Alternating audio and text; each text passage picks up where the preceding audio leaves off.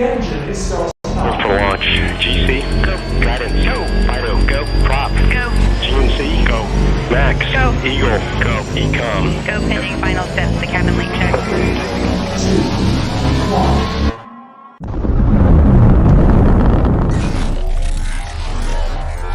Is there anyone here that would like to communicate with us? Can you give us a sign?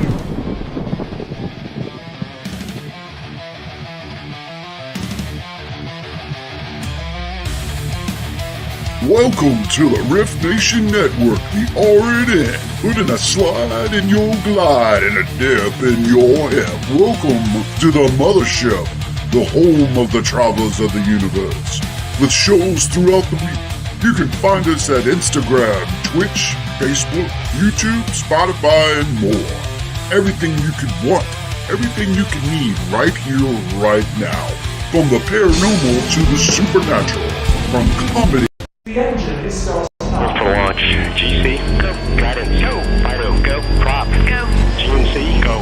Max, go. Eagle, go. Ecom, Go. Pending final steps. The cabin link check. 3, 2, 1.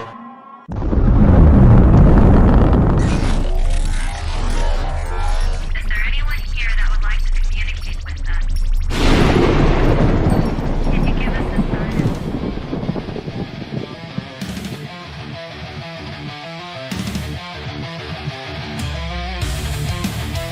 Welcome to the R.I.F.T Nation Network, the RNN, putting a slide in your glide and a dip in your hip. Welcome to the mothership, the home of the travelers of the universe.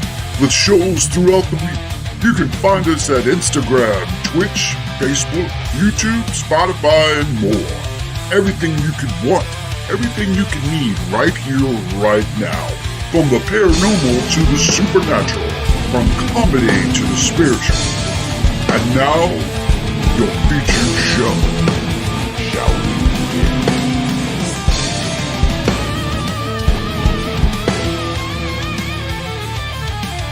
It's showtime, folks!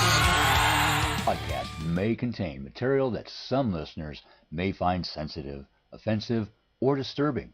We strive to create respectful and informative content, but topics discussed may include mature themes such as violence, explicit language, or controversial subjects, triggering content including discussions related to mental health, trauma, or other sensitive issues, explicit language. Occasionally, our guests or hosts may use strong language. While we aim to handle these topics with care and empathy, we encourage listeners to exercise discretion. If you find any content distressing, consider skipping or seeking support. Remember that this podcast is not a substitute for professional advice. If you need assistance, please consult a qualified expert.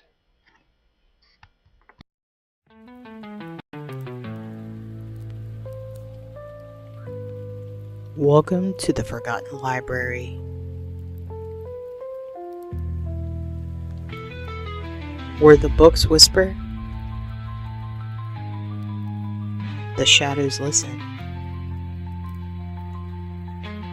and the stories refuse to stay quietly on the shelf.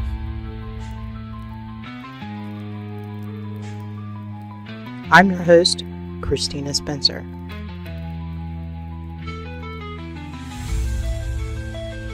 And each month, we explore one novel together.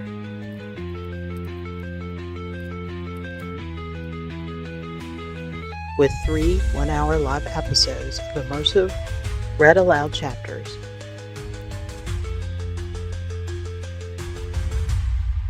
Followed by a live interview with the author who brought the story to life.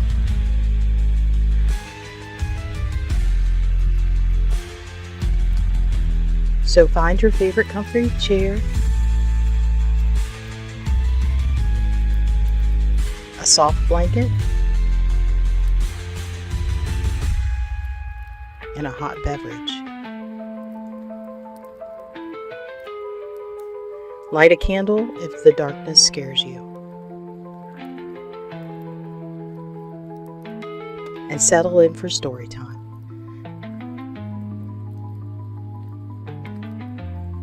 Welcome to this week's live episode of Horror, History, and Hauntings Library.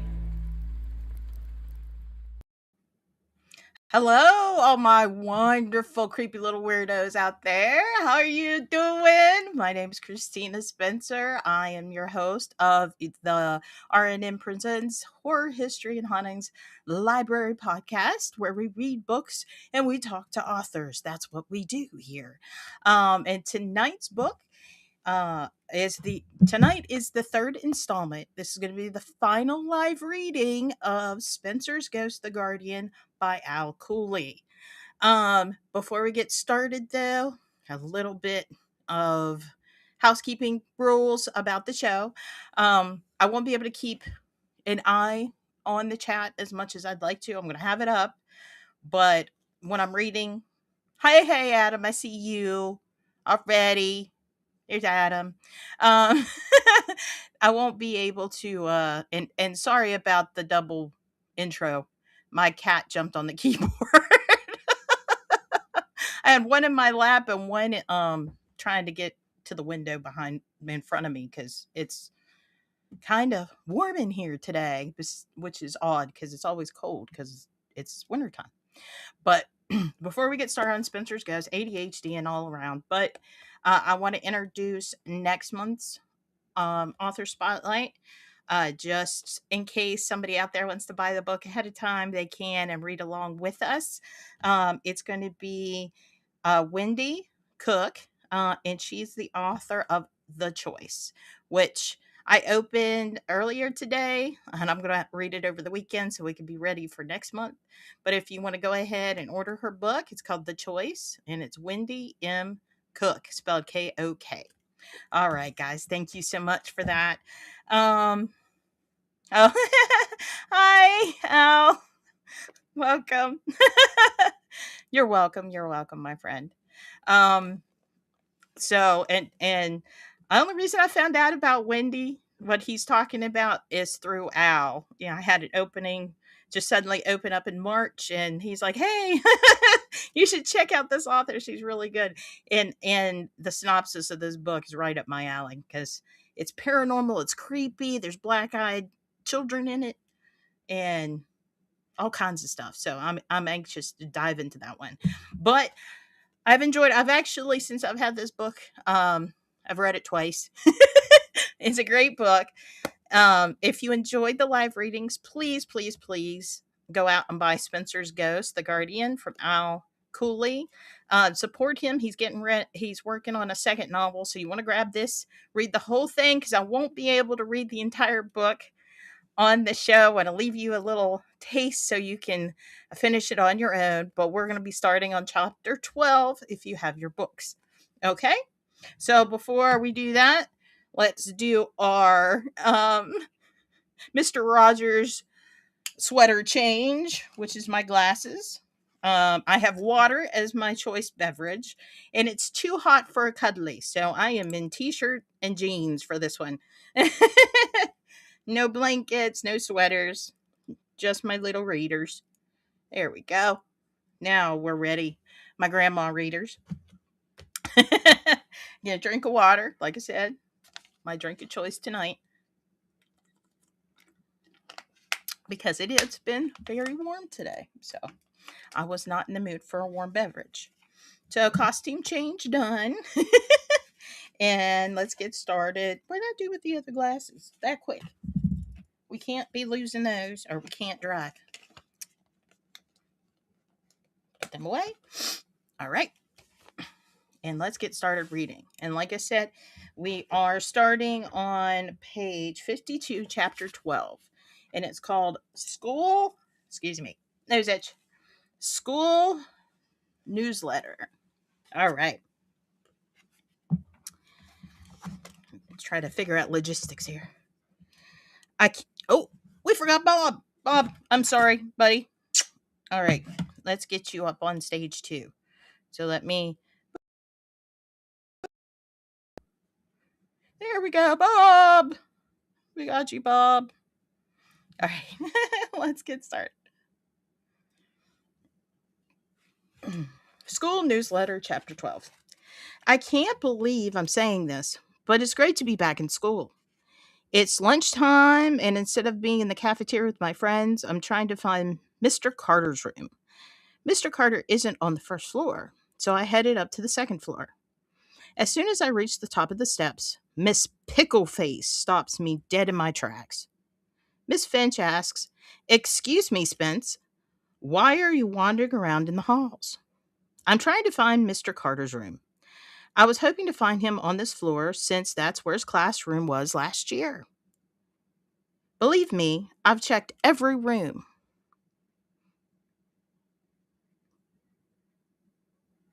I start laughing, hoping that Miss Pickleface would laugh along with me. We call Miss Finch Miss Pickleface because she looks like she swallowed a sour pickle. I can tell that she doesn't find me or my story amusing. Raising her voice, Miss Finch says, "Mr. Carter, I am no longer employed with the Warren City Schools. Where are you supposed to be?" "Mr. Carter is no longer employed. Where are you supposed to be?" I'm giving up my lunch break looking for Mr. Carter. As soon as I say this, the end of the lunch bell rings. "Well, Spence, it looks like you missed your lunch period. Move along to your next class." I had Miss Finch last year and I barely passed her class. Miss Pickleface does not like me. Not one tiny bit. I have never received a grade above a D in her class. My answers are the same as those students with an A.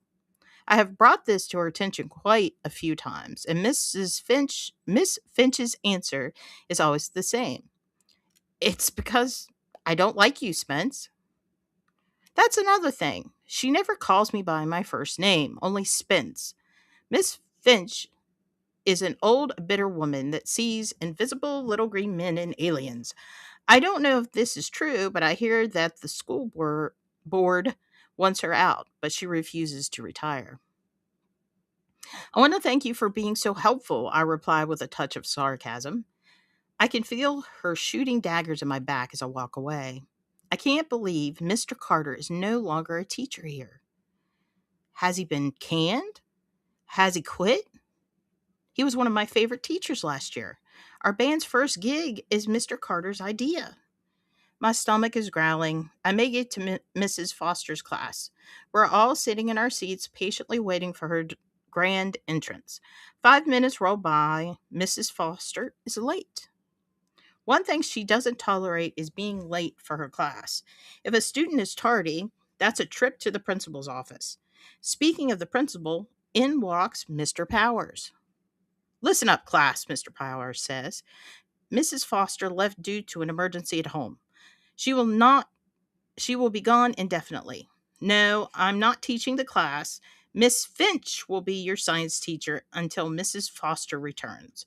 I expect all of you to give Miss Finch the same amount of respect that you give Mrs. Foster." Miss Pickleface enters the room. "Shit," I whisper. A few kids around me start giggling. Miss Finch slams her ruler on the desk, which makes all of us jump, and says, "I will not tolerate any disobedience in my classroom. You have one of two choices here. One, you sit, listen, and learn. Or two, get the hell out of my classroom." Wow, I can't believe she said hell in front of Mr. Powers. It looks like Mr. Powers is afraid of her because he raises his eyebrows and makes a quick exit. I look up at the ceiling and say, "Why me, Lord?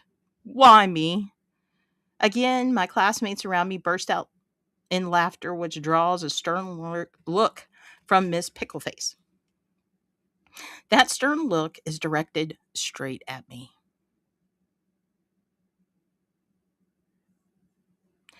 On our walk home from school, the girl who sits behind me in Mrs. Foster's class runs to catch up to our group. "Hi, Lee. My name is Laura. I sat behind you in Miss Finch's class." "You mean Mrs. Foster's class?" Jumping in between us, Trisha says, "Hello, I'm Lee's girlfriend, Trisha." I chuckled to myself because I know Trisha wouldn't let this go unchecked. Do we have a little jealousy going on here? Laura squashes that idea by saying, "Hello, Trisha. I'm happy to meet you. I'll only need a minute with Lee. I promise." I tell Trisha and the group, "Go ahead of us. I'll catch up." Falling back about 30 feet, I ask Laura, "What is it you want to talk to me about?" "Well, I'm on the journalism team and assistant editor of the school's newspaper dis- that will be distributed, can't say the word, distributed next week. Miss Finch is in charge of the project." You would think that an English teacher would be in charge of that, not Miss Pickleface. As soon as I say that, I know I shouldn't have. Laura is going to go back to her and repeat what I said. Laughingly, Laura says, "Yes, Miss Pickleface. She majored in English literature in college. Believe me, she tells us that in every meeting. Anyway, my point is Judy Perkins is one of the journalists working on the newsletter. Our main story in next week's issue is Who is Alice? A story by Judy Perkins." Angrily, I yell, "You're kidding me, right? I can't trust that bitch."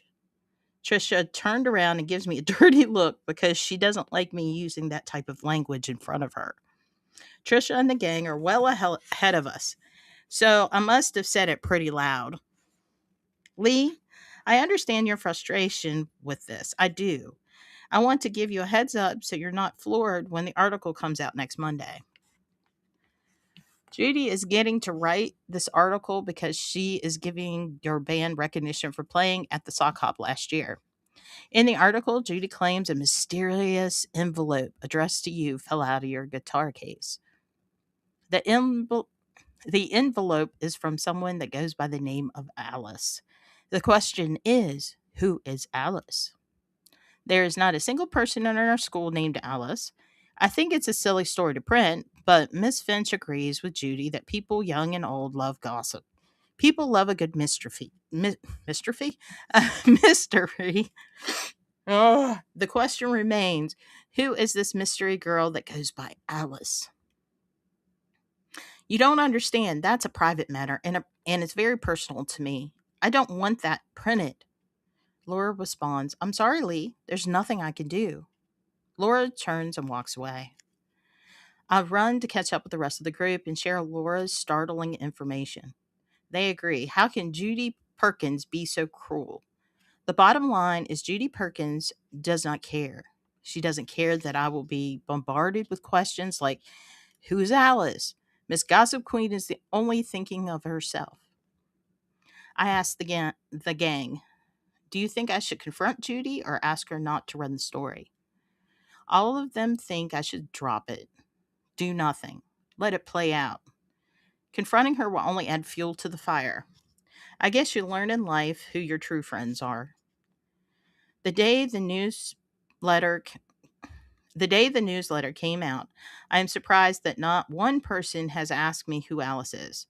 I don't have my copy yet, but I see other kids with theirs. At lunch, I bum a nickel so I can buy my own copy. From the first page to the last, there's nothing at all on Alice, the envelope, or the band. I have my copy of the newsletter. I whisper to Laura so that Miss Pickleface doesn't hear me. There is not one thing in this entire paper about Alice. Is there something you want to say to me? Lee, I'm sorry. Didn't you know? Know what? Since I've talked to you, Judy attended our journalism meeting last Friday after school with a huge bandage on her face.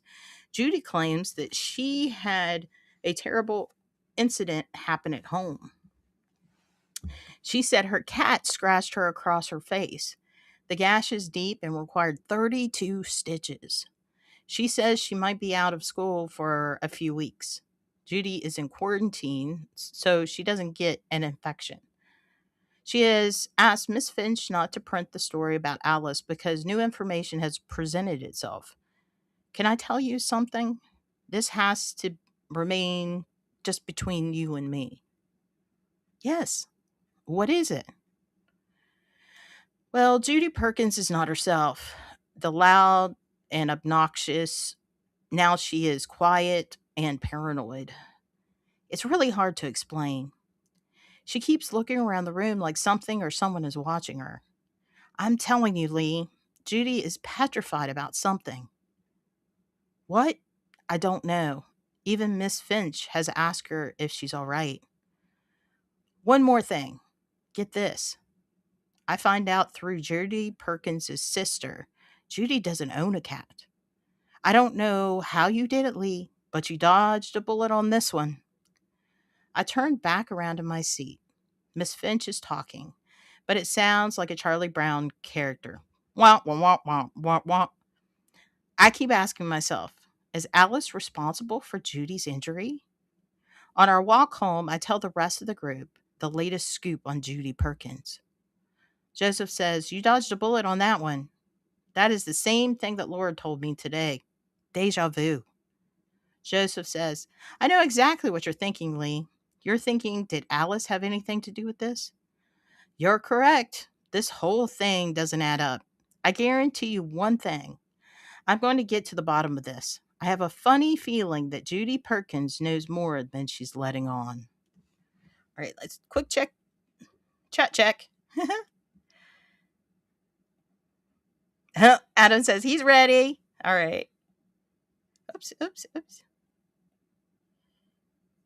Man, this teacher sounds like the teacher I had in high school. I think everyone had one teacher they didn't particularly get along with. I had a couple. Well, it's not that I didn't get along with my teachers. I was a rebellious youngin, and I thought I knew more than anybody else sometimes. And yeah. So I was a slacker in school. I admit it. Like I did the whole I don't see the point of doing homework. And then I would ace all my tests and then I really agitate my teachers. And yeah, and I'd like to go out on weekends when I was way too young to do that. But yeah, I think everyone's has that one teacher I'm not going to name names because like I don't want to badmouth anybody, but everybody has a teacher or two that they're just like, It said, I'm glad my cat has never scratched me that deep. Yeah, I don't believe it was a cat. I've been scratched pretty deep by cats because I've had a lot in my lifetime and never one that required 32 stitches. That's crazy. All right, let's jump back in. Drink your water, hydrate, youngins.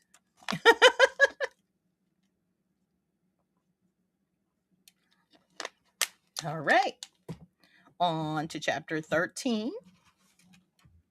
Judy Perkins. So let's find out what happened to Judy. I position my chair so that it's in the middle of my bedroom. I sit down and look over the highlighted topics that I've circled on a piece of paper.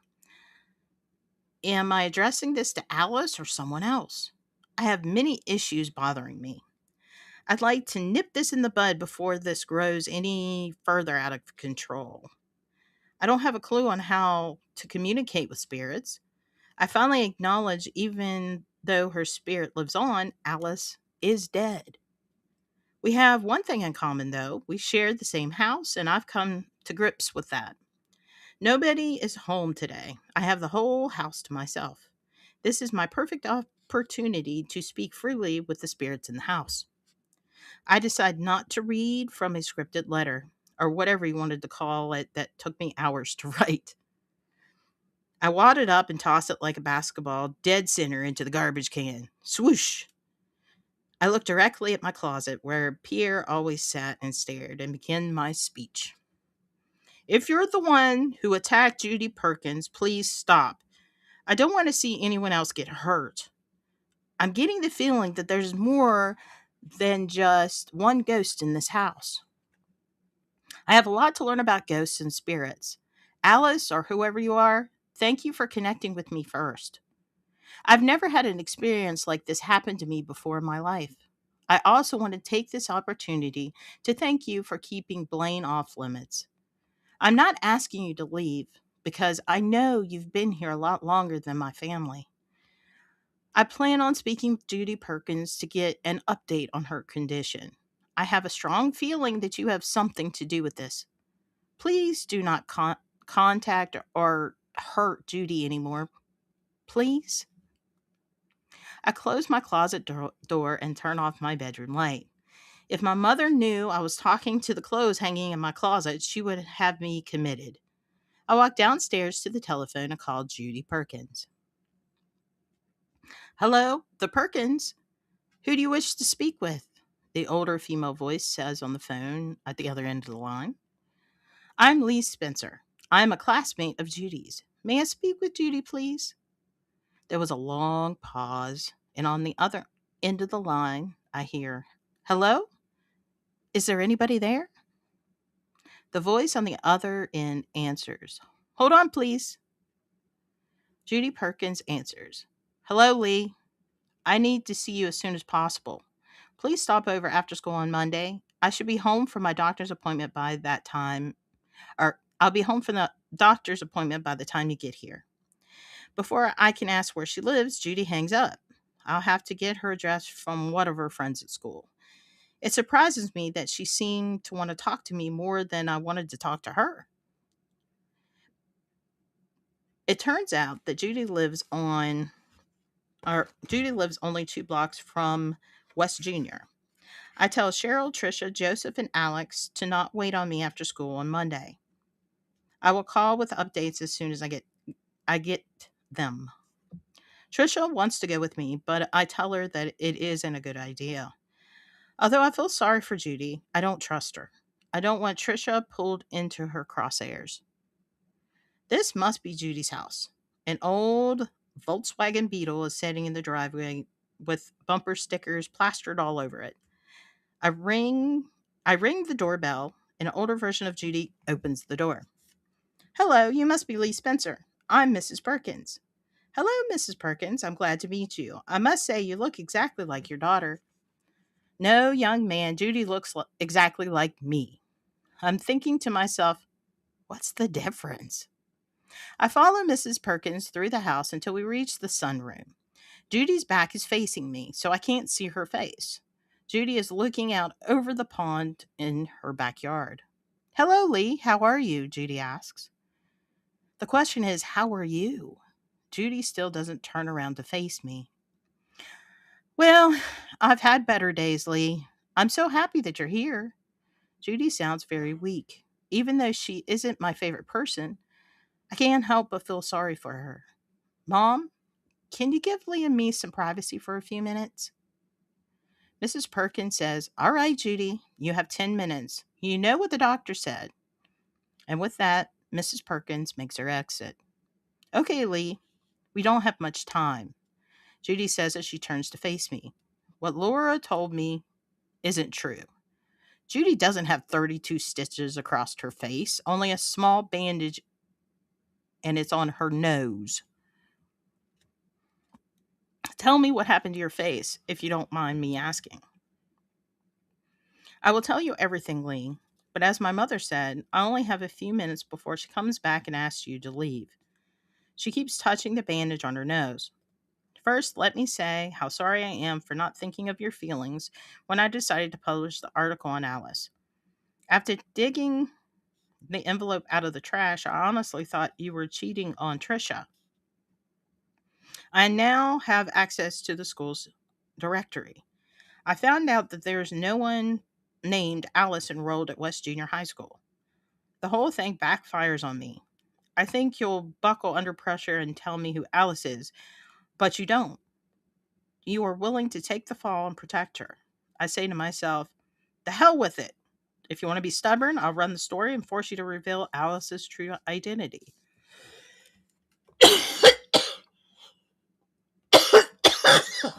Excuse me. Goodness. Before it goes to print, I get an unexpected visitor. I'm taking a shower. I'm knocked to the floor. I will never forget the smell, a mix between formaldehyde and sulfur.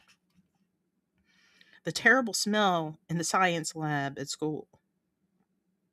This thing had me pinned down on the floor, only inches away from my face, and says, Leave Alice alone.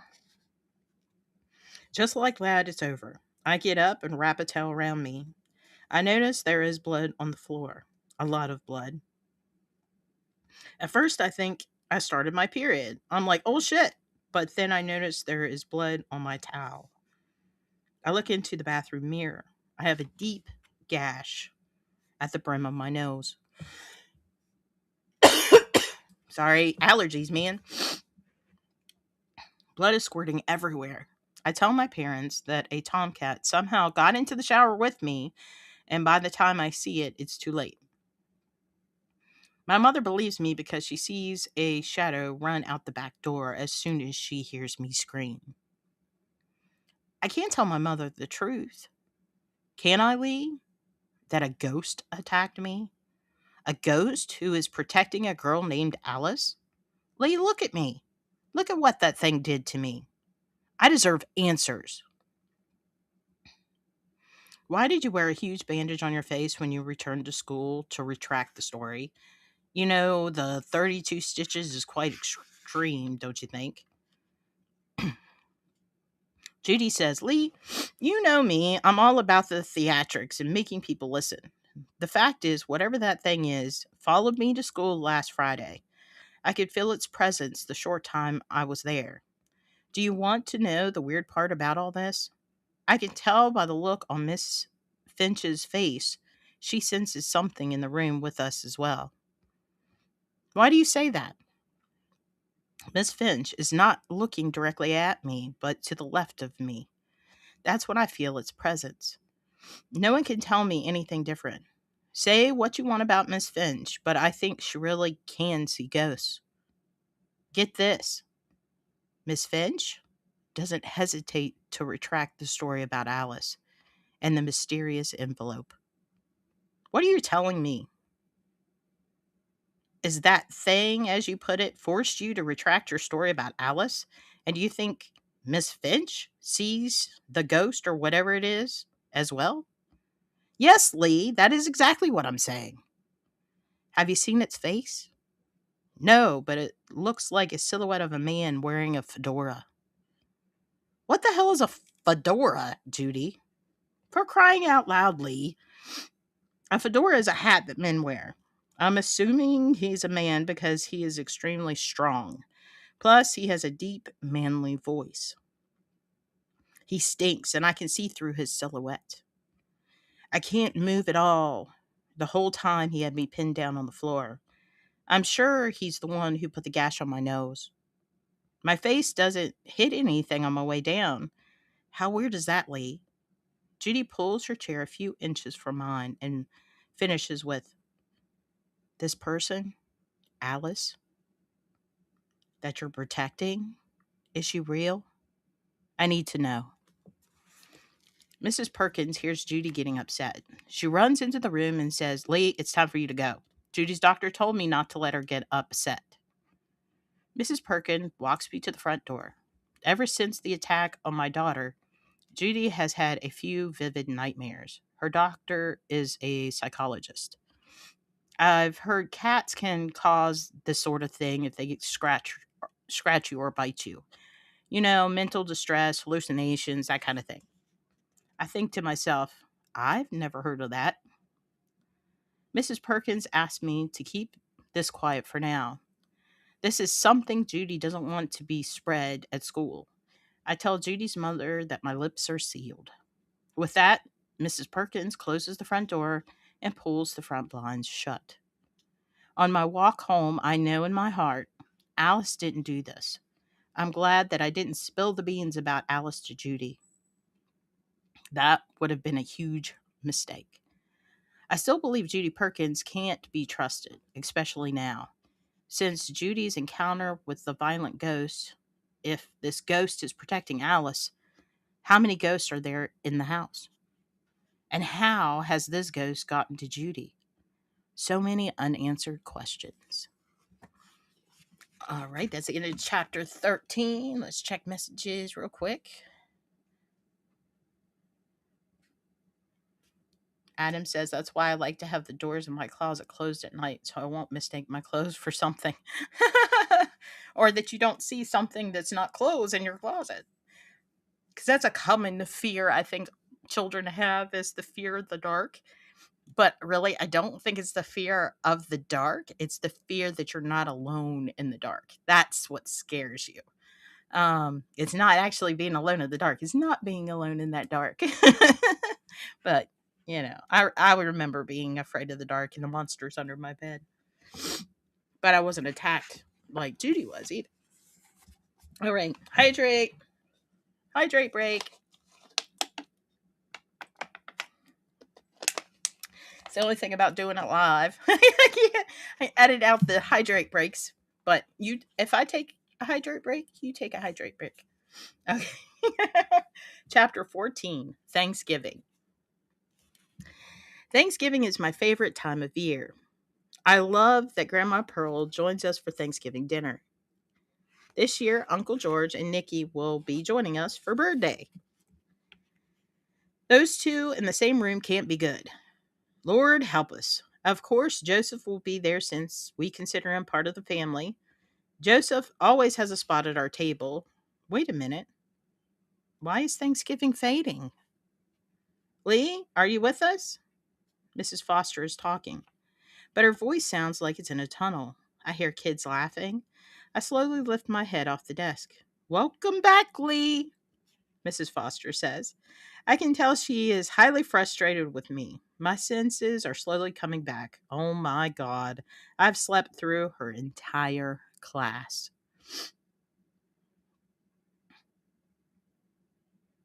Continuing, Mrs. Foster says, class, please turn your pages to 75 in your textbook.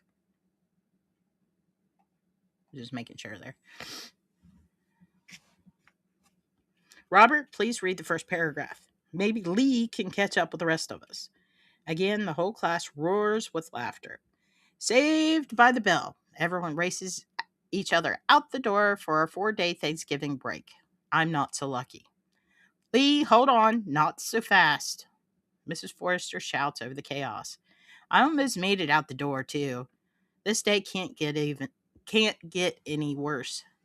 Do you have anything you would like to say for yourself? Like, why are you sleeping in my class? Your grades are plummeting.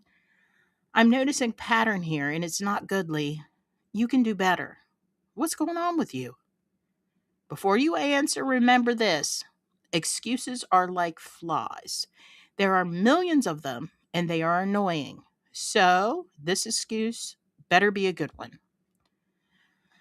I'm sorry, Mrs. Foster. I haven't been feeling well. I don't want to use that as an excuse, but I'll promise I'll do better.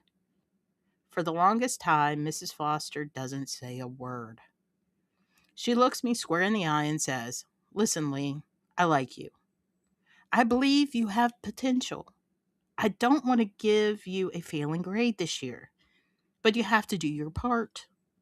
You have to help me out here. I'm here every day after school. I can assign you a tutor if you want to go that route. Those are a couple of options that you do have. I hope you pick the right one before it's too late. Now get out of here. Enjoy your holiday break with your family and come back with a better attitude. Thank you, Mrs. Foster. And Lee? Yes, Mrs. Foster? Feel better. You look like crap, man. Yes, ma'am. I should be excited and happy that I have 4 days off from school, but I'm not. It feels like someone sucker punched me in the gut. It also feels like my heart has just been torn out of my chest by Mrs. Foster. The sad part all about this is that she's right. I'm losing interest in school, my band, Trisha, and everybody around me that cares about me. What's wrong with me? I feel like I've been in a haze these last couple of weeks. Ever since talking with Judy Perkins. Speaking of Judy Perkins, why isn't Judy returning my calls? I find this a bit odd since she wanted to talk to me so desperately about Alice. I feel like I'm losing my mind. As I walk into the kitchen, I find my mother stuffing the turkey. Hi, Mom. I don't feel well. I think I'm going to go lie down for a bit. I've had a rough day in school. You shouldn't be tired, Lee. You slept through your entire science class. Dang. How did you find out so quickly? Your teacher, Mrs. Foster, called. She said that she is concerned about you. And quite frankly, Lee, so am I. Are you okay? Is there anything you want to talk about? Now, how do I answer that? Do I tell my mother a ghost in the house attacked one of my classmates? Better yet, this ghost knocked her down and pins her to the floor. It warns my classmate to leave Alice alone. Yes, Alice, the same ghost that's in the house. I can't tell mom any of this, or she'll have me locked up in a mental institution. I'm not feeling like myself. I need to talk to someone who's going through the same crap that I am. I feel like I've been hit in the head with a sledgehammer. Mom asks again, Lee, are you all right? You're scaring me. I was talking to you and you were staring right through me like you were in another world. I'm all right, Mom. I just need a little rest. I think I'm catching the flu or something. All right, Lee, go get some rest. But if you don't feel better soon, I'm calling the doctor and making you an appointment. Okay, Mom, I say as I work my way upstairs to my room. I didn't even bother to get undressed. I climb into bed, clothes and all. As I doze off, I see a shadow figure move across my room. I'm too tired to even care about the shadow figure. I feel a presence standing over me. What is that terrible smell? My bed is starting to shake. It's shaking violently. I have the chills, yet I'm soaked with sweat. I have my shoes, pants, shirt, and hoodie on under two blankets. Wake up! You've been sleeping since yesterday afternoon. I open my eyes as Nicky. He is pushing my mattress up and down to wake me. The odor I smell coming off him is alcohol. What time is it? I ask. It's Thanksgiving, you lazy ass, Nicky yells with laughter. Get up! Your mother has been checking on you. Here I am. Now, let's eat. Wow. I've been sleeping since I came home from school yesterday. I feel like crap. But I don't want my mother to call a doctor. I hate shots. I run cold water on my face, comb my hair, and tenderly make my way down to the dinner table. Grandma Pearl is tapping the seat next to her for me to sit down. Grandma Pearl whispered, You look like crap, Lee. Leaning in towards Grandma, I whisper back, I've been hearing that a lot lately. Everything's going to be all right. Later, I'm going to make you some of my blue tea. What's that, Grandma? It's not the best tasting tea, Lee, but it will remove anything bad inside of you that's not supposed to be there. Thanks, Grandma. You're welcome, honey, Grandma Pearl says with a warm smile. All right, what's going on down here? Mom asks at the other end of the table. I'll talk to you about it later, Shelly girl. Shelly girl? I've never heard Grandma call Mom that before. Mom shoots Grandma Pearl one of her Shelly looks, but it doesn't faze Grandma one bit. Mom asks, Who would like to say grace? Uncle George stands, raises his glass, and says, I'd like to thank Shelley and Tommy for inviting me and hosting a fabulous Thanksgiving dinner. I love you, sis. Let's all raise our glasses to the man who gathered us here today, who provided us with this wonderful food and fulfilled us with mercy and grace. The biggest badass of them all, God. Did Uncle George just call God a badass? I look around the table and every expression is priceless. Blaine breaks the silence by saying, Amen! Everybody else responds, Amen.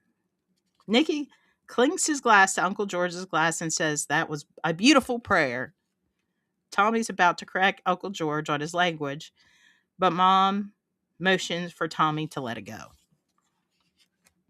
Uncle George chuckles and says, Thanks, man. I can get religious when I have to. Seriously? If Uncle George or Nicky step if Uncle George or Nicky step inside of a church, it would burn down. Yeah. If Uncle George or Nicky step inside a church, it would burn down. Tommy taps his glass with a spoon and says, "Everyone, may I please have your attention? First, I would like to thank George for that lovely prayer." Grandma Pearl interjects, "I taught him well, didn't I?" Everyone is laughing, including Uncle George. Tommy continues, "Yes, you did, Pearl. As I was saying, thank you, Shelley, Lee, Cheryl, and Blaine, for welcoming me into your family. And that includes you as well, Joseph."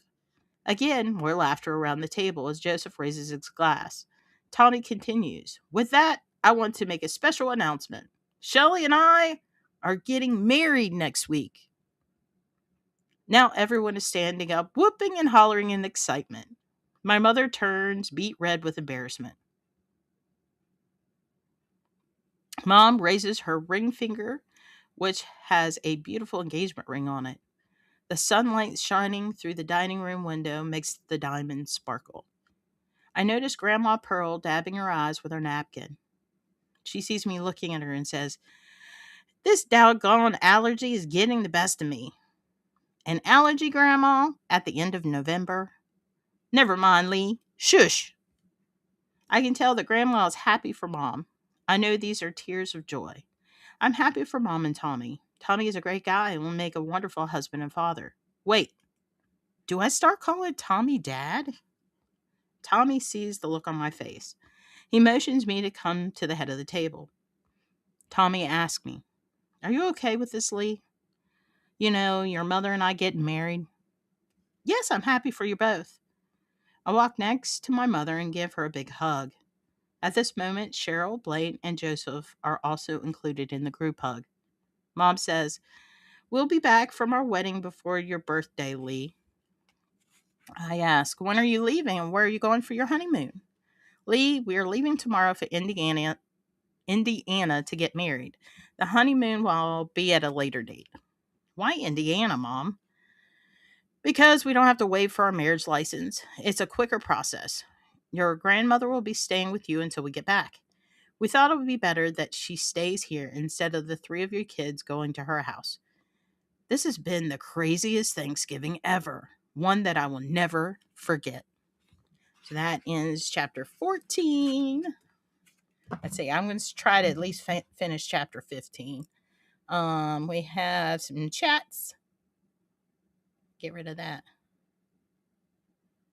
"Think you should build a book club podcast." Well, that's basically what I'm doing there, Howie.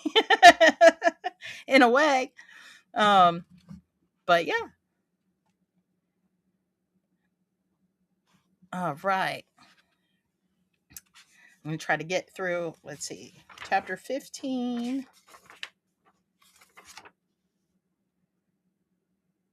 Oh, man. Yeah, well, I want to at least finish chapter 15. But there's so much of the book I don't think we're going to get to that I was hoping to get to, man. Maybe we'll talk a little bit about it when I get done reading 15. All right, let's jump back into it here.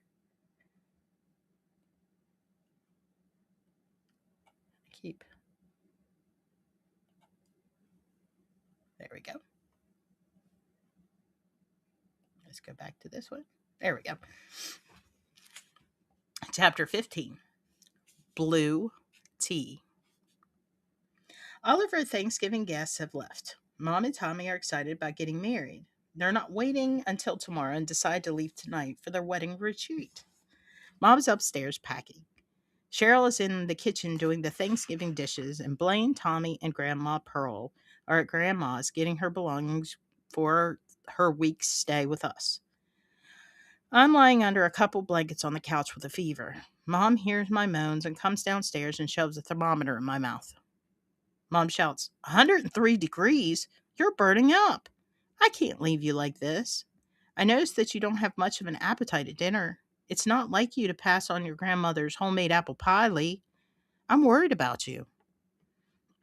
"I'll be fine, Mom. It's just a flu bug. Grandma will nurse me back to health. I don't want you to cancel your wedding because of me. Please go and have a great time. I'm serious. I'll be fine." "All right, Lee, but I'm calling every day to check up on you." Tommy and Blaine return with Grandma and her belongings. I feel bad for Blaine. His cheeks are beet red from the bitter cold outside. Mom tells Tommy their luggage is ready to be put in the car. I have a few more bags of your mother's to bring in, then I'll load our luggage. Mom says jokingly to Grandma Pearl, "What? There's more?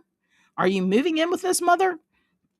No, Shelley, it's just a week's supply of clothes, baked goods, reading material, and homemade remedies. Mom responds, "You know those silly remedies don't work. I have aspirin and cough syrup in the medicine cabinet." Grandma isn't listening to a single word Mom is saying. Tommy and Blaine are working as a team. Tommy places Grandma's bags at the bottom of the stairs, and Blaine drags them up the steps one by one. For a 5-year-old boy, Blaine is extremely strong. Tommy doesn't get a break as he loads his and Mom's luggage into the tank. Tommy asks, "Shelley, why so many suitcases?" "I can't decide on which shoes to take, so I'm taking them all." "You only have 2 feet," Tommy says jokingly. Mom asks Tommy, "Can you make our coffee to go, put together our snack bags for our road trip, and grab the road maps? I almost forgot. I will also need a pillow to sit on in the car." I would have taken care of all that, but since I only have 2 feet, as you very well know, I have no use. I have to use them very sparingly. I can tell by the look on Tommy's face he doesn't find Mom's comments amusing as he starts working on her list. Mom can get Mom can get back at you with more than just a Shelley look. Another lesson learned. I don't think Tommy will talk about how many shoes Mom has ever again. "I'm sorry that I can't help you guys." Tommy says, "That's all right, Lee. We got it. Your mother and I want you to start feeling better." The car's loaded. We get our hugs and kisses goodbye. And just like that, Mom and Tommy are gone. I should be elated. Thanksgiving is my favorite holiday. I have 4 days off from school, but I could care less. I feel like death warmed over. I hear the back door open. Normally, I'm happy to see Joseph, but not right now. He was here all day, so why is he back? Joseph says, "I know you're not in the mood for visitors, Lee, but I feel bad for you. I thought you could use some company. Grandma Pearl thinks it's a good idea as well." "She does she?" I say sarcastically. Grandma jumps in. "Yes, I do, Lee. And as soon as I unpack the rest of my bags, I'm making you that blue tea I promised you. Now stop fussing and enjoy your friend's company. I'll be right back." I must have dozed off. I open my eyes. Joseph, Blaine, and Cheryl are playing War, my favorite card game. Grandma Pearl says, "You woke up just in time, Lee. I have your blue tea ready." Uncle George and his best friend, Buck, walked in. Buck is the largest man I've ever seen in my life. I'm guessing he weighs 400 pounds and is close to 7 feet tall. "I smell chocolate chip cookies," Buck says. Grandma must have seen the look on my face because the first word out of her mouth are, "Yes, Buck, and there's plenty to go around," as she flashes me her Shelley grandma look. But first, I'm giving Lee his blue tea. Uncle George looks at me and says, "If I were you, I'd run like hell. That shit tastes awful." Now I know where Mom gets her looks from because Grandma Pearl shoots Uncle George a look that would kill 100 stampeding buffalo. "Button it up, George," Grandma Pearl says. "Lee will be just fine, won't you, Lee?" "Well, I'm a little concerned about what Uncle George just said." "Don't pay any attention to your uncle. When you finish your blue tea, there will be chocolate chip cookies waiting on you. Besides, Grandma Pearl's homemade pies, she makes the best chocolate chip cookies." Uncle George says, "Come on, Buck, let's go." "No way. I'm going to stick around to see if this blue tea is for real." I asked, "I have a question, Grandma Pearl. Why do you call it blue tea?" Uncle George shouts, "Because it's blue, you dumbass." Grandma Pearl, defending me, says, "Be nice, George. Lee isn't feeling well. There's no need for name calling. Lee, the tea has a blue tint to it. It's an old remedy passed down through generations. My mother, her mother, and so on used this recipe. Uncle George says, in other words, that's some old shit. Uncle George must be in a foul mood because the curse words are rolling off his tongue. Grandma explains, as I was saying, Lee, it has special herbs that have been passed down through generations. It has a haint blue tint to it. Haint blue is a color used primarily in the South to ward off demons and ghosts. And in some cases, some people paint their entire houses with it inside and out. It is said that ghosts and spirits can't cross over water. The haint blue represents water. Do you understand what I'm trying to say? Are you saying I have a demon or a spirit inside me? No, Lee, I'm not saying that at all. Since you mention it, though, that it's a possibility with everything going on in the house. How did Grandma find out about our house being haunted? Grandma continued. My mother, your great grandmother, claims that if blue tea can remove spirits, it can surely remove a flu virus. All I know is whenever people have the flu and drink the blue tea, they immediately feel better. Nothing happens by coincidence. Whatever is inside you will be history soon. Buck is like a little kid taking in every word Grandma Pearl is saying. I ain't got time for this shit, Uncle George says as he heads for the door. I'm out. I don't believe in this voodoo magic bullshit. Joseph asks, is it voodoo magic, Grandma Pearl? You can believe whatever you want to, Joseph. Lee will be better soon, and that's all that matters. I've never had quite an audience like this, though, Grandma says as she pours the blue tinted tea into a glass mug. The aroma smells wonderful. All eyes are on me as Grandma hands me the cup of tea. Joseph, Cheryl, Buck, and Blaine watch as I raise the magical, sweet-smelling tea to my lips. Okay, big brother, the spotlight's on you. Drink up, says Cheryl. I'm thinking to myself, should I drink it fast, slow, or just down it? I down the entire contents of the magical potion. A big mistake. Uncle George is right. It tastes like shit. Plus, it's scalding hot. Grandma Pearl says, in my 55 years on this planet, I've never seen a person down a hot cup of tea. Are you all right, Lee? I can't answer Grandma because my throat's on fire. I'm proud of myself for drinking every drop of it and not puking it out. Grandma Pearl is probably thinking I'm the biggest idiot on the planet. I mean, who downs a cup of hot tea of anything? I feel the room spinning. It feels like I'm in a trance. I'm floating high above the room and looking down on everyone. I see the look of death on my face with my head tilted back. I hear each second of the clock ticking, each drop of water dripping, and the howling wind outside blowing through the leafless trees. The silence is broken by Cheryl screaming, "Oh my God, Grandma Pearl, you killed Lee!" Blaine starts to cry. Cheryl, Lee's not dead. Calm down. Lee will be back in his old self in a few minutes. A crash of thunder knocks the power out. I can hear Buck ask Grandma if we have any candles. Grandma relays Buck's question to Cheryl. Cheryl responds, I don't think we have any candles. Blaine walks down the hall and comes back with candles and matches. Blaine lights the candles and hands the matches to Grandma. Grandma Pearl says, the youngest one here saves the day. Thank you, Blaine. Blaine is smiling ear to ear. Joseph asks, Grandma Pearl, do you think Lee has an evil spirit inside him? Joseph, this is the second time you've asked me that. Lee is going to be just fine. And as I said before, that is all that matters. Joseph says, I'm sorry, Grandma. I was just worried about Lee. Grandma Pearl walks over to Joseph, puts her arms around him, and says, it usually takes about 10 to 15 minutes for the effects of the blue tea to wear off. Everything is going to be all right. Again, another crash of thunder. This time it rattles everything in the kitchen. How can there be lightning when it's blizzard outside? The front door blows open, which scares the dickens out of everyone.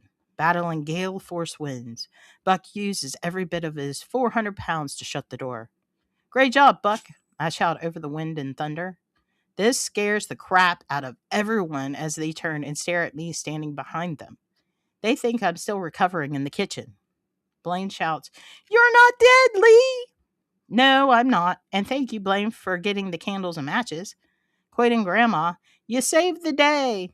On that note, I don't think you're old enough to be lighting candles. We will save that discussion for another day. Joseph asks, "So, Lee, could you hear everything that was going on? Your eyes were open, but you were zoned out." "Yeah, it was weird. I feel like I'm in my body, but at the same time, I'm floating around the room, looking down at everyone, including myself." Buck says, "That blue tea is powerful." Grandma answered, "Yes, it is, Buck. It is the most powerful remedy that I use." Turning her attention to me, Grandma asks, "How are you feeling now, Lee?" "Well, I don't have a fever. My headache is gone, and I feel great. Thank you, Grandma Pearl." A loud clack makes all of us jump. The power is back on. "I have a question for you, Grandma." "What is it, Lee?" "What happens to all of those recipes when you're no longer here?" Grandma responds, "I don't want to be a Debbie Downer, but the blue tea recipe and all of my other spiritual recipes will come to an end when I die. Unfortunately, your mother doesn't believe in any of this stuff, and she's the next in line." Cheryl asks, "Can you pass the recipes down to me?" "No, Cheryl, I can't." "Why not?" "I would love to, but the cycle cannot be broken. It cannot skip a generation.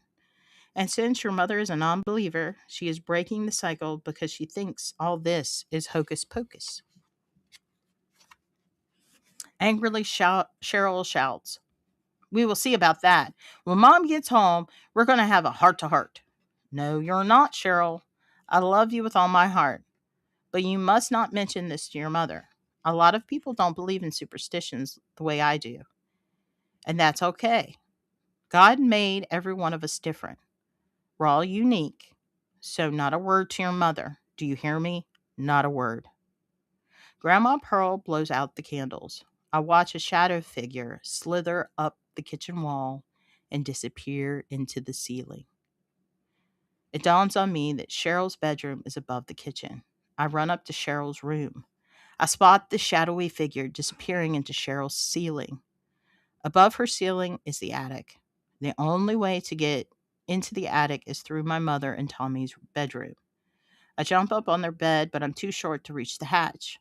A piece of plywood covering the hole in the ceiling is all that separates me from entering the attic. As I'm contemplating my next move, Grandma Pearl bursts into the room. "Don't even think about it," Grandma shouts as she is out of breath from climbing the stairs. "Do you see it, Grandma?" "Yes, I do." "Then you know I need to go into the attic." "What's your next move once you get inside the attic? Huh? Have you thought about that?" Dazed and confused, I'm at a loss for words. Grandma's right. What is my next move? What if this thing, be it a ghost or whatever it is up there, how do I confront it? Grandma Pearl talked me down off the bed. Grandma says, "I have a plan, Lee." "What is it?" "We smoke whatever's up there out with sage, tobacco, and incense. I have a special herb I include for added protection." Excitedly, I shout, "Let's do it!" "Not so fast. Certain steps must be taken. If those steps aren't done correctly and a portal is left open, it can be very dangerous. I've never done this procedure before, but I watched my mother do it once when I was a teenager. Time is on our side, Lee. Be patient."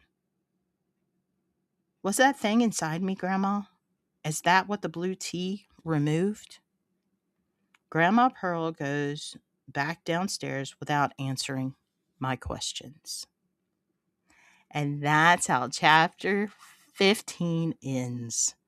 And there's so much that we haven't been able to cover that, and I'm so sad that we don't get to finish it.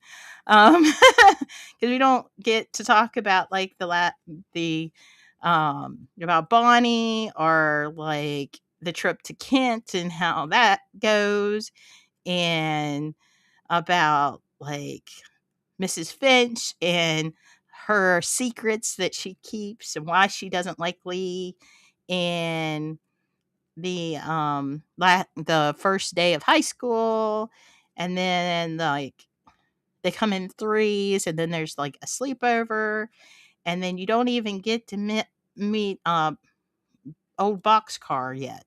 So there's plenty of stuff, you know, that you're missing by not finishing it. So make sure you buy your copy of Spencer's Ghost, The Guardian by Al Cooley as soon as you can, so you can finish the story yourself. Beyond that, make sure you tune in next week as we sit down with Al Cooley, the author himself, and we pick his brain a little bit. And we will find out maybe a little bit about his sequel to this book. So I'm really looking forward to it. Let's check messages real quick. I don't want to leave any chats out.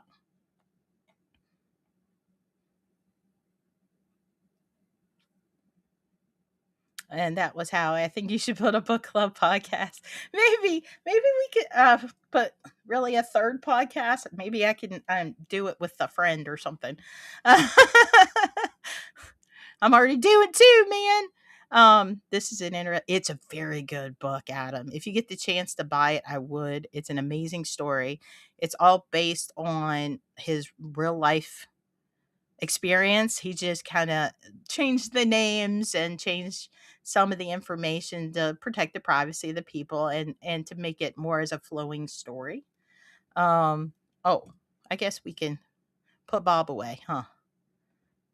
Good night, Bob. And let's do this so I don't feel like I am the center of attention as much as that is. But yeah, definitely pick up your copies. Let's go back to chat. And Adam said, I would be the buck in the grave. Give me cookies. I think that's all of us. You know, fat kids unite. Like, I'm so excited because we have Oreos in the house right now. What does that say about me? Oreos and the, what do they call them? They're like the knockoff Girl Scout cookies, the caramel and coconut ring things. We have some of those, and like the peanut butter buddy things. They're like the knockoff Girl Scout cookies. They're the best. Oh, you're so sweet. Al says, thank you for highlighting my book. I'll be here to answer any questions next week. Thanks again, y'all. So, yeah, he'll be there, answer any question anybody has. If you have any questions on writing or how to write from your real life, that kind of thing. Great night to pick Al's brain. He's an excellent guy, very kind. So, I look forward to sitting down. Double stuffed Oreos are your jam. Yep, that's what we got. Can't look, I'm drooling. But anyway, thank you again, everybody, for stopping in, listening to the story. It's sad to let it go because it's such a good book. I hope you take time out to buy it and read it yourself because you will not be disappointed. Same thing with Derek's books from the first month. Amazing books. You're not going to be disappointed. The anthology books are wonderful if you want something quick. Pick up, read a story, and then put it back down. If you're not like a sit down and read the whole book type of person, like I can be sometimes because I get hyper focused. But yeah, definitely pick it up. So, if nothing else, I want to thank everybody for watching. And as always, I'm going to go have some Oreos. Sweet dreams and good night. Bye-bye, guys. Let me find it. I always lose it. Here we go. Bye-bye, guys. Love you. Mwah. Go enjoy some cookies and hot cocoa. Bye.